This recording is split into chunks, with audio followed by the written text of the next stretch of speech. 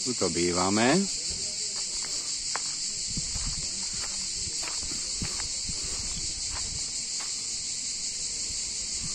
Za touto bielou tabulou, čo je stĺp, tam odbočíme doprava. Tu sme pri tom stĺpiku.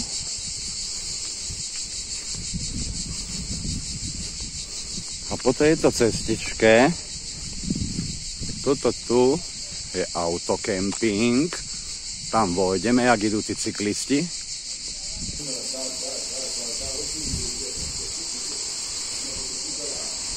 Tuto vchádzam do kempingu a s tou kočkou na bicykli. A táto cestička, na konci nej je dlhá asi 100 metrov, povedzme. Na konci nej je more. Tá cestička je veľmi pekná, lebo tu sú toalety. Cikádičky tu nadávajú od rána do večera.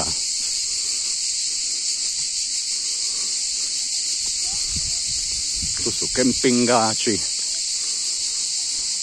Všade krásne stromy.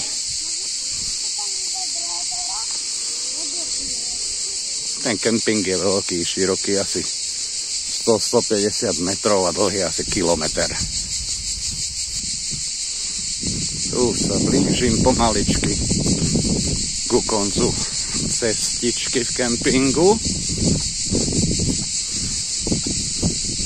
Turistov je tu tak akurát, by som povedal. Môže to tu byť obsadené celý ten kemping, tak možno, že na 20%. A už som na konci cestičky. Prichádzam k moru.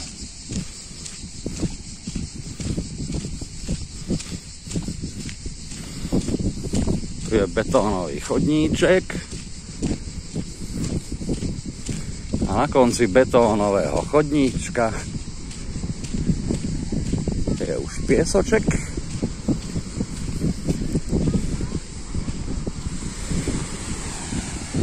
A tuto prichádzam k vodičke a vo vodičke, kto sa to tu kúpe? Kto sa to tu kúpe vo vodičke? Vo vodičke sa kúpe najkrajšie kočky v Grécku, Želka a Vierko. No poďte!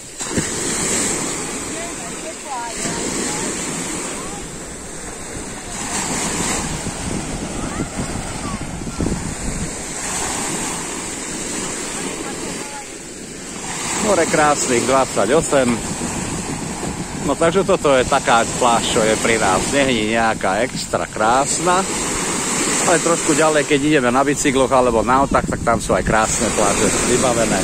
Toto tu je totál natural.